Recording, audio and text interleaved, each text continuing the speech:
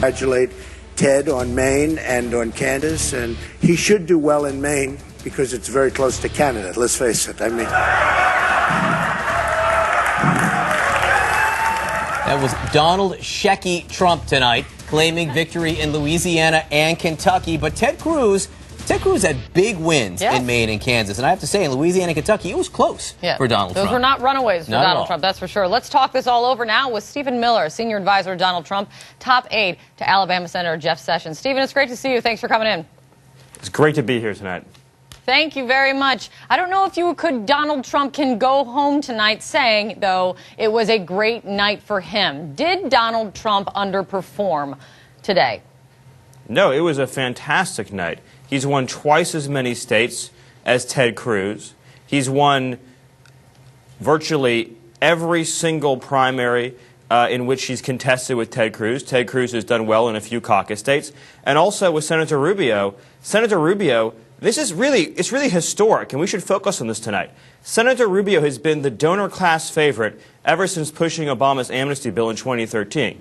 Rubio has won 0 primaries and 1 caucus in nearly 20 contests. And now, as we head, and I'm in Florida right now, as we're heading into the winner-takes-all 99-delegate contest here in Florida on March 15th, Senator Rubio is falling apart before our very eyes. That's a very significant development tonight and puts Donald Trump in a great position heading into the winner-take-all Florida primary.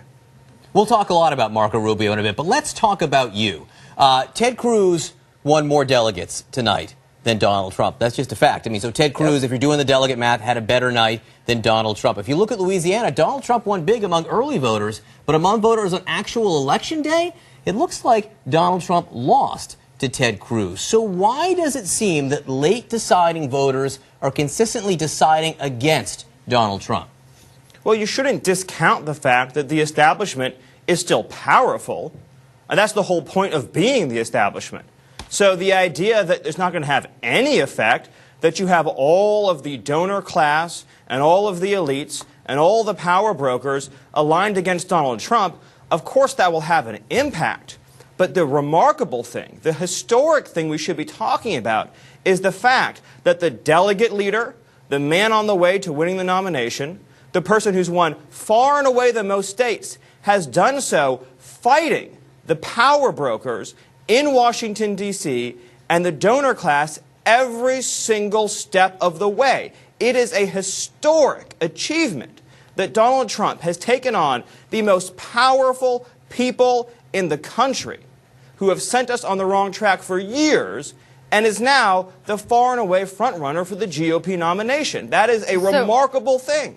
So, Stephen, what I hear you saying is you agree with what folks think, what some folks think, that the attacks coming from Ted Cruz and Marco Rubio is having an impact on Donald Trump's numbers. Well, Marco Rubio's attacks are hurting Marco Rubio. I'm not really talking about the attacks from Cruz or Rubio.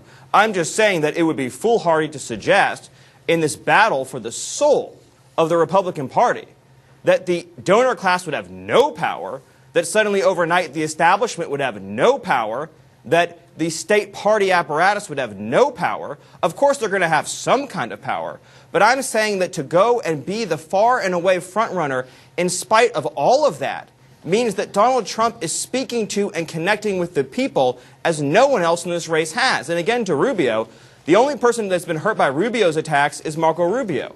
And we cannot overlook the fact that as we head into this next stretch of races, in Michigan, in Florida, and in many huge, rich primary states with many delegates at stake, Donald Trump is in a fantastic position. And I cannot stress enough just how badly wounded pro-amnesty Senator Marco Rubio is heading into Florida's primary, which has nearly 100 delegates up for grabs. That's one of the big storylines emerging from tonight, is the unraveling of pro-amnesty donor class favorite Marco Rubio.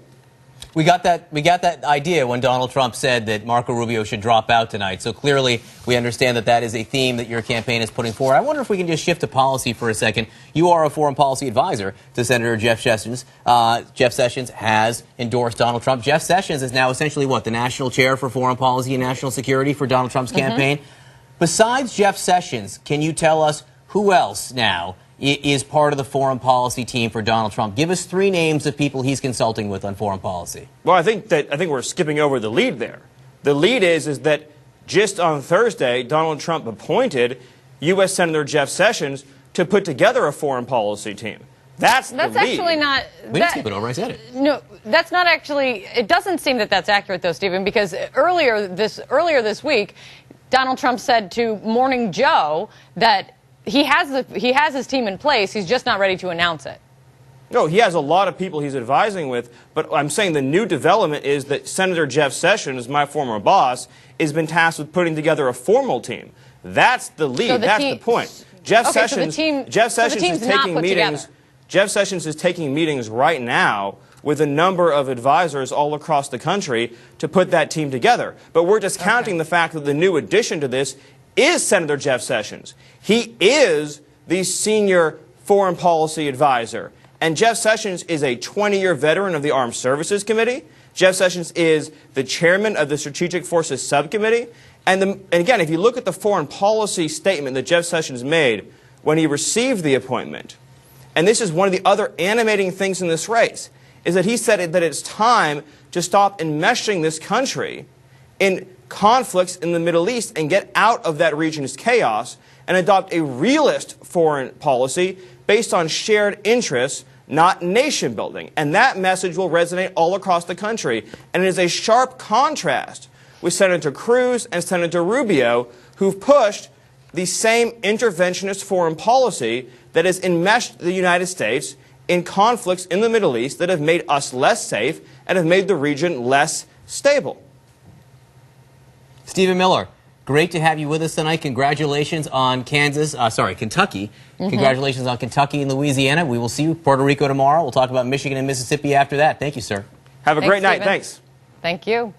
All right, a lot to discuss on this, and we're also getting a reaction from the Ted Cruz campaign. That's coming up next, folks. We are live this evening with special election coverage for you. Stay with us.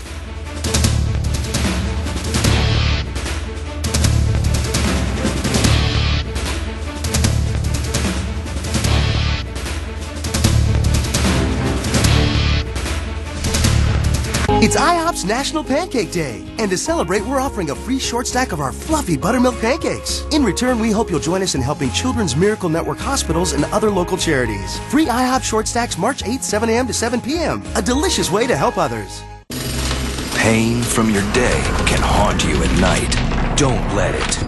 Advil PM gives you the healing sleep you need, helping you fall asleep and stay asleep so your body can heal as you rest. Advil PM, for a healing night.